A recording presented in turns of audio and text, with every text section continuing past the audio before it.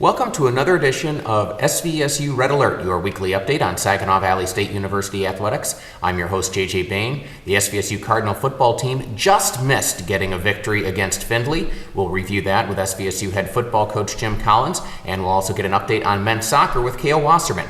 That's all ahead on this edition of SVSU Red Alert.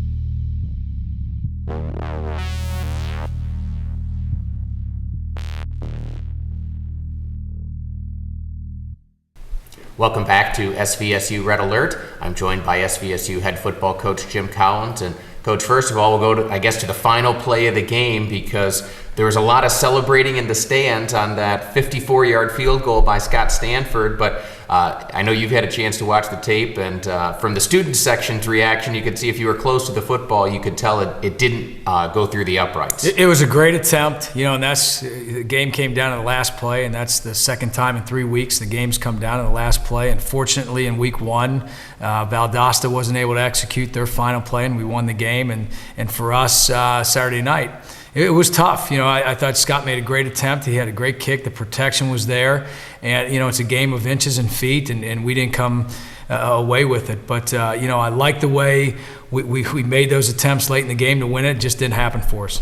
29-27, the final score. Findlay able to get the victory in a game that not a lot of scoring in the first half, but then in the second half it seemed like, teams alternated getting the lead. And as you said, unfortunately, Findlay had the lead last and held on. They got the ball. We went ahead 27-26 right there with about 5 minutes to go. They got the ball, and they put together a nice drive, 85 yards. And they don't have a great field goal kicker, but they had a short field goal attempt, and he put it through the uprights. And I give him a lot of credit, because there's a lot of pressure on him at that point, and he's their starting receiver. And he was able to accomplish get the field goal through there. It was tough. That last drive, they made some plays and executed some third downs. And, our defense at that point, I think, had been on the field a long time. And I give Findlay credit for winning the football game.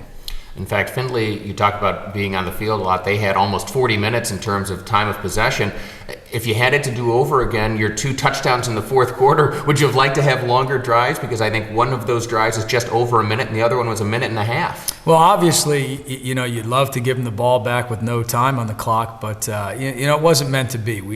They were playing some defenses that allowed us to throw the ball deep. They were taking away the short stuff. We went up top a couple times, and then the last play that we score on is a 30-yard touchdown run.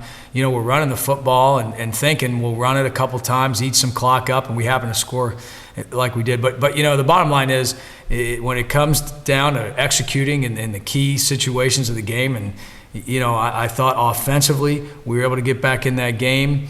There was never a thought process, let's eat the clock, let's try to run the clock out. I think it was just, let's try to score so we can get back in this football game and take the lead. And I guess if you're looking for silver linings, your team at one point was down, I think, 26-14, and you did rally to take the lead there. So again, you saw a lot of fight from your team from that standpoint. I think you've got to look at two things. Number one, you've got to look at effort, and I thought the effort was there all day. I don't think there was one time on video where we saw that there was a lack of effort by one of our players. The execution is the next thing you got to look at, and it wasn't what it needed to be to win the game. I thought we executed pretty well, but it wasn't good enough. And I think that's what your players and your coaches learn in a situation like that, is that sometimes effort isn't enough. You have to execute, and it's not just executing at a high level, it's executing at a level that's better than your opponent, and that's what we didn't get accomplished on Saturday night.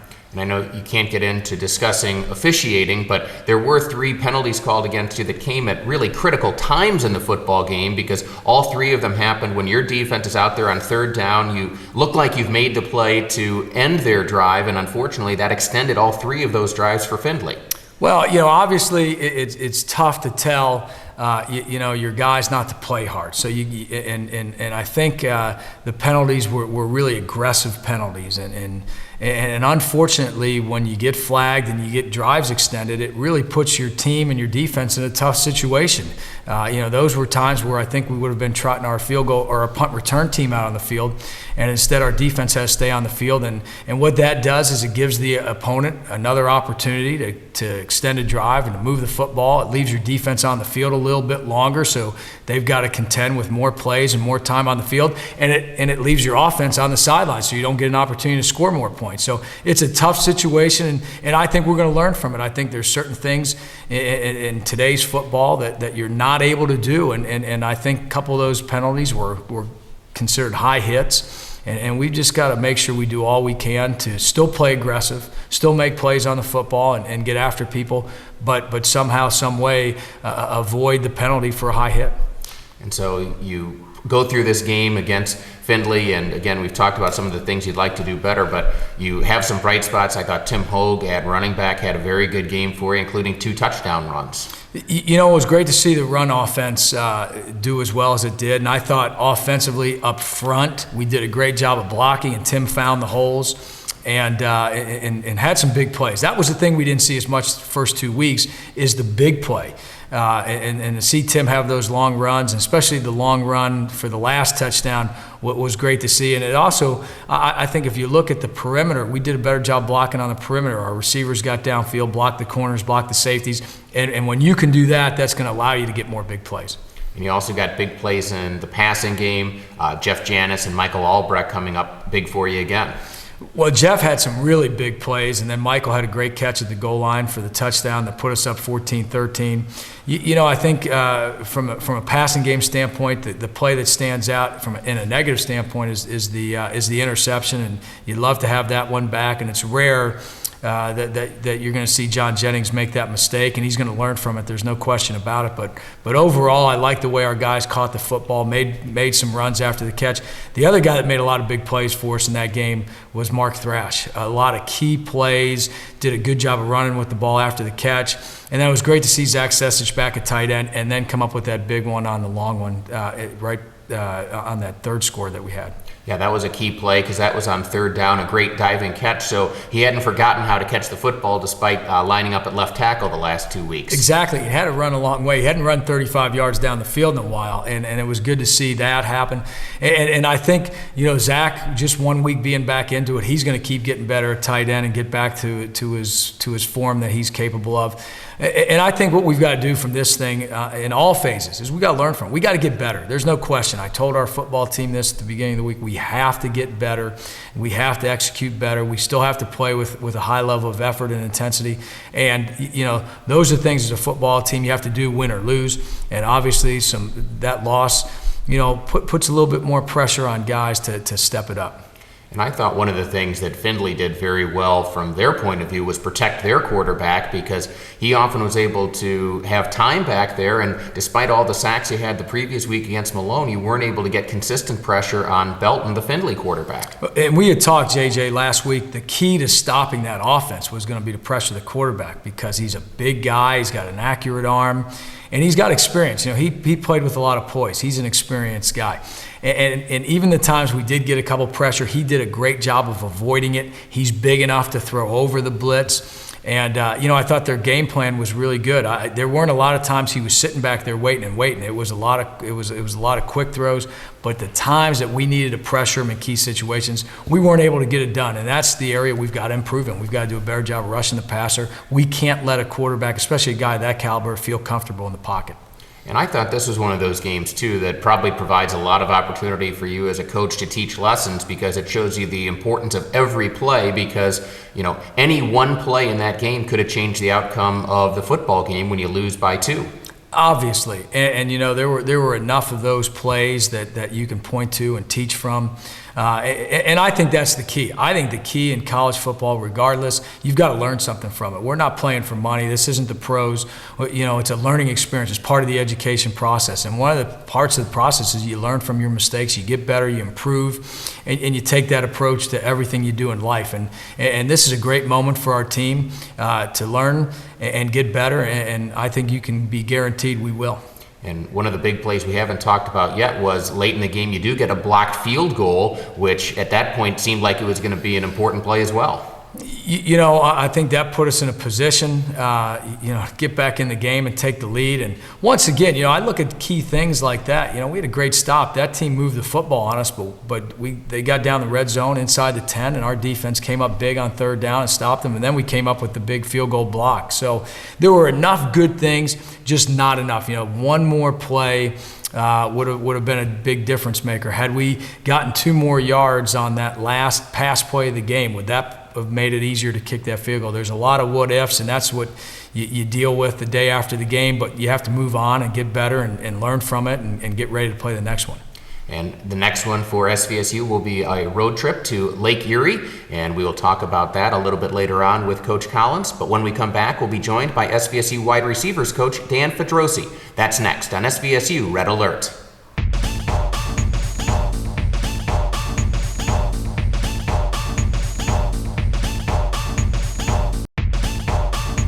This week's Spring Hill Suites Female Athlete of the Week is Erin Dowd. Dowd, a freshman on the SVSU women's tennis team, is having quite the start to her collegiate tennis career as a Cardinal. Dowd, playing in the number 5 position for the Cardinals, is currently undefeated at 6-0 in singles play, while also posting an impressive 6-0 record in the number 2 doubles with teammate Megan Woody. Dowd has been a competitor at number 5 for SVSU as she has won all of her matches in 2 sets, while shutting out her opponents in 5 of her 12 sets played. Saginaw Valley is currently 5-1 on the year and sits in 4th place in the GLIAC. Erin Dowd, your Spring Hill Suites Female Athlete of the Week.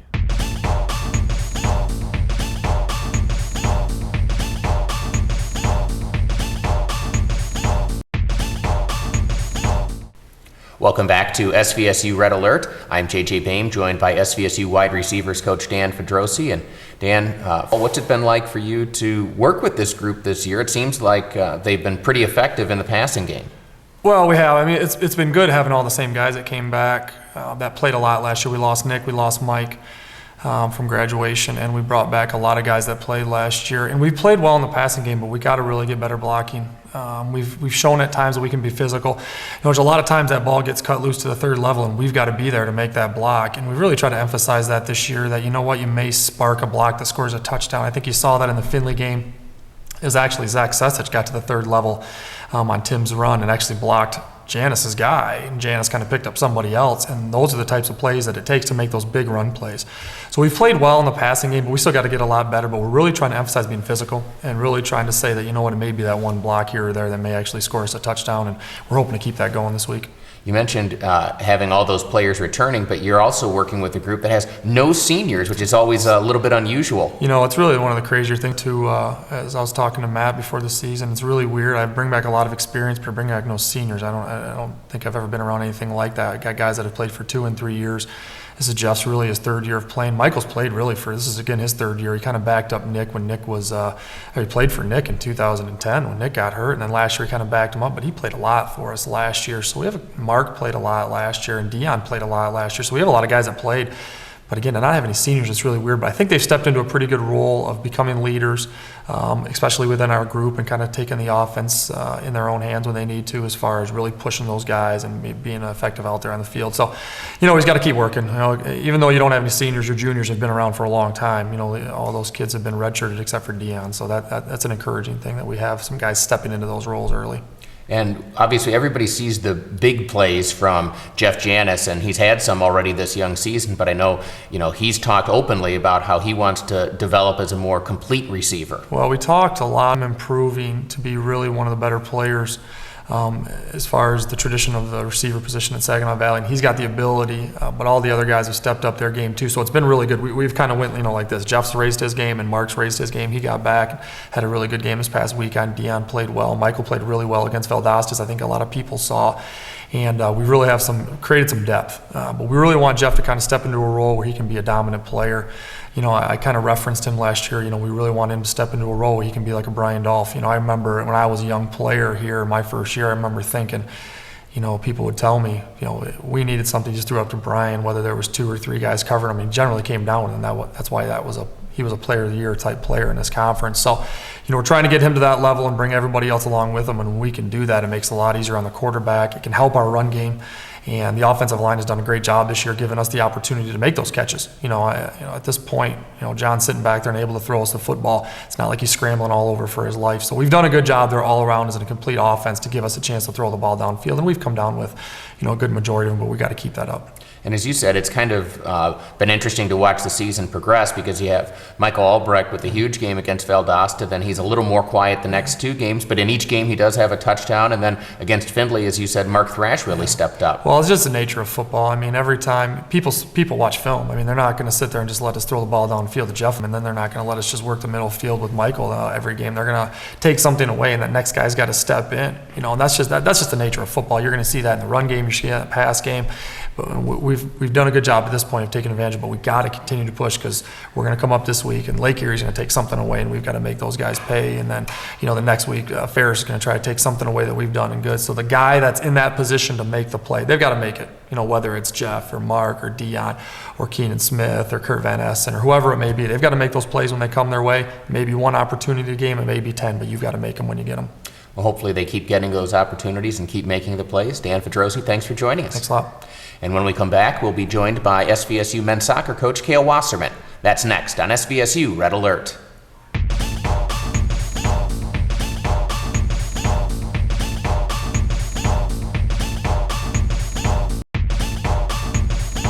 Saginaw Valley State University, where students learn in personal classroom settings and state-of-the-art labs.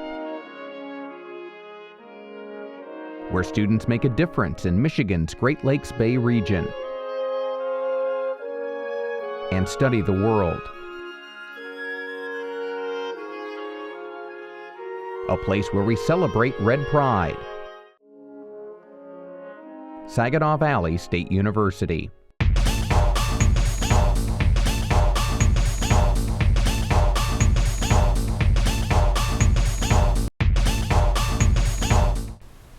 Welcome back to SVSU Red Alert. I'm joined now by SVSU men's soccer coach Cale Wasserman. Cale, thanks for joining us. Thank you for having me, JJ. And we're able to bring you here fresh off a good 1-0 victory over Ashland as you're now moving into conference play. But really, your team's gotten off to a fast start this season, 5-1 overall. Yeah, it's been a good start. We had a lot of returners, so when we came into preseason, I think guys knew what were expected of them, and it was a good transition bringing in some young guys that actually knew some of our returners from high school and club. So I think coming off the bat early, we kind of got rolling right away in preseason, and it's carried into the regular season.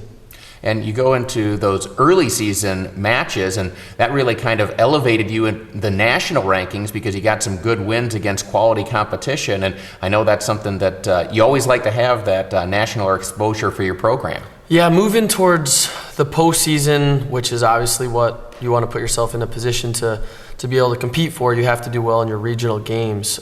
So those first two games of our first weekend, St. Joe's and Lewis, were a good spark to get us going for the season, and obviously moved us into the rankings, but we don't worry too much about the rankings until it's playoff time, so we can give ourselves a chance to compete in the playoffs. Well, last year you were able to qualify for the NCAA playoffs. How much did that experience help your team prepare now for this season?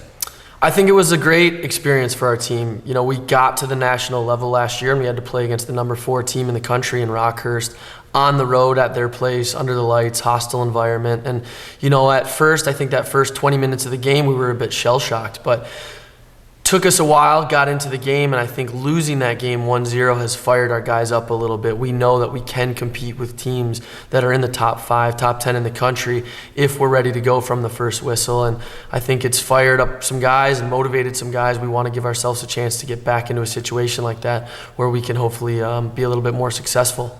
Talk about this year's team and its character. Is this the type of team that plays best if it's a defensive struggle, or are they able to go and rack up goals if they need to? Well, we've scored quite a bit of goals. We've scored 2 to 3, 4 goals even in a couple games now, but it's got to be a balance. We're a very attack-minded team. We like to get guys forward, but we also have the mentality that if we lose the ball and we have guys forward, we swarm the other team, high pressure them, don't give them an opportunity to be comfortable on the ball. So It's a very attack-minded team, but we defend very hard. But it's not a defense where we sit back in front of our goal and defend.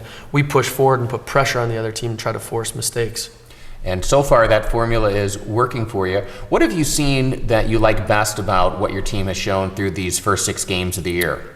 One of the best things, we had such a good start, and then we lost a tough game against Northwood, which was extremely tough. They're our local rival, good team. They made it to the national tournament last year as well. So went to their hostile environment, lost a game, but we bounced back right away. And this was a huge indicator this weekend of what we're capable of coming off some adversity. We shut out 2 GLIAC teams that are quality opponents, and just to be able to handle that failure and bounce back right away and get organized and remotivate yourselves to not get down and to win 3-0 and 1-0 against GLIAC teams coming off a loss, I think is very important for us going forward. What do you have going forward? What does the rest of the schedule look like for you? Because again, it's interesting, the GLIAC doesn't have as many teams that play men's soccer, so there's more of a premium, I think, on each one of those matches. Yeah, and we're going forward right now preparing for our first full weekend road trip, 2 games in Ohio. We'll go to Lake Erie and play a game on turf at their place, which again is a little outside of the box for us as our field is grass. But we have the football field here, and the coaching staff with football in our athletics department lets us train on that turf a couple times when we need to prepare for road games. And then we're at Tiffin University on Sunday. So a full weekend on the road for us, which will be our first trip of the year, and again, 2 tough GLIAC opponents. Well, hopefully you're able to keep this positive momentum going, and I know it's still early in the season, but all of these victories matter, and hopefully you can keep them coming. Yeah, for sure. Thank you, JJ. Thank you, Cale.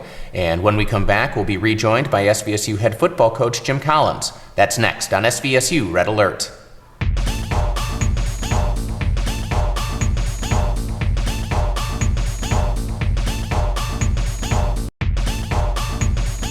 Jason Wise, your male Spring Hill Suites Athlete of the Week. Wise, the senior goalkeeper on the number 20 ranked SVSU men's soccer team, posted a pair of shutouts in conference play over the weekend as the Cardinals moved to 5-1 overall and 2-1 in the GLIAC. Wise completed the first victory without making an official save, but his presence in the net was dominant enough to down the previously unbeaten Findlay Oilers on Friday, September 14th. Wise finished off the weekend in style as he led the Cardinals to a close 1-0 victory over Ashland at the SVSU soccer complex. Wise currently holds a 1.20 goals against average, which is 4th best in the conference, despite playing more matches than the top 3 goalkeepers. Wise leads the league in minutes played in net. Jason Wise, your Spring Hill Suites Male Athlete of the Week.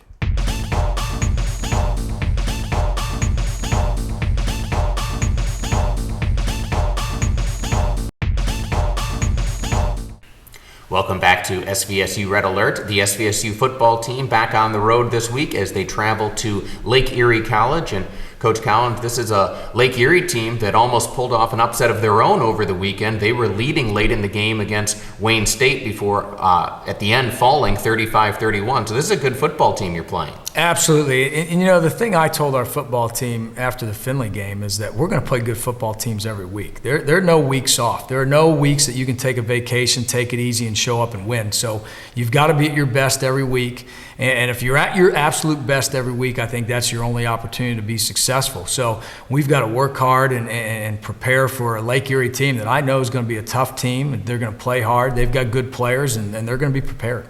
And I know they've got a Division I transfer in at quarterback because that was the area where you wondered what were they going to do. Sean Bedevelski, who had been their quarterback, I think was like 80% of their offense that he personally accounted for last year, but they've been able to reload at that position. And that's another guy that we're going to face again. Clay Belton this past weekend was a transfer, and that's the nature of Division II football. There's going to be Division I drop downs on every team. There's going to be good players on every team, and you've got to be ready to defend and attack. And our defense is going to have its hands filled again, and we're going to have to learn from the mistakes we made on Saturday and how to get more pressure and contain a good quarterback and a good offense. What do you see from this Lake Erie team in terms of what you need to concentrate on to be effective? Well, it starts with and these are the things that we didn't get accomplished. We've got to create turnovers, and we've got to not make our own turnovers. And the Findlay game was a perfect example of that. Even though it was just one turnover, it was a big one, and we weren't able to get any from Findlay. So we've got to create pressure on defense, force quarterbacks into making bad decisions, force fumbles, do what it takes to get the football back, and then obviously we can't turn the ball over as well. And how do you get your team mentally prepared to bounce back for this one? Because not only is it a tough loss, but now you've got a long road trip in front of you. You know, that's the nature of what we have to do week in and week out in this league. You've got to be ready to play regardless of on the road, at home, win, lose. You've got to be prepared, and you got to prepare at a high level. So, you know, it's a matter of, correcting mistakes, pushing guys in practice, and then getting great leadership from your upperclassmen of responding and getting their teammates to respond. That was one of the things that stood out to me from the Findlay game, was how many times you could see guys along the sideline really trying to fire up their teammates, and I thought that was probably part of what helped propel you to that comeback in the fourth quarter. Exactly. There's no quit in our guys, and I think that's an important thing to talk about, is our guys are going to battle to the bitter end. They're going to fight, and they take a great amount of pride in the team and our university and representing our university. So you're never going to see our guys quit. I think everyone's going to make mistakes, and that's unfortunately what costs you ball games. But our guys are going to play fired up. They're going to play with intensity. They're going to play hard, and they're going to play together. And that's the thing I was really happy. That second half could have gone one of two ways, but our guys responded the way they needed to. We had the type of leadership you need in that situation. We just weren't able to finish that game off. So I'm not worried about our effort level and our leadership. I'm worried about getting better with our execution. One of the things that I thought helped you in the first road game of the year against Malone was you got off to a quick 14-0 start. I'm sure you'd love to have the same thing happen at Lake Erie, because a lot of times on the road you get off to that good start and it's able to help propel you through the game. Exactly, and that's the key. And I think anytime you're on the road, you've got to be mentally prepared for that. And when you go on the road, it's always a tougher environment than what you're used to. So you've got to be able to handle the environment, deal with all those other distractions that come along with the road game. But more importantly, stay focused on the task at hand from the first play of the game, and that's what you're talking about, JJ, getting off to a good start.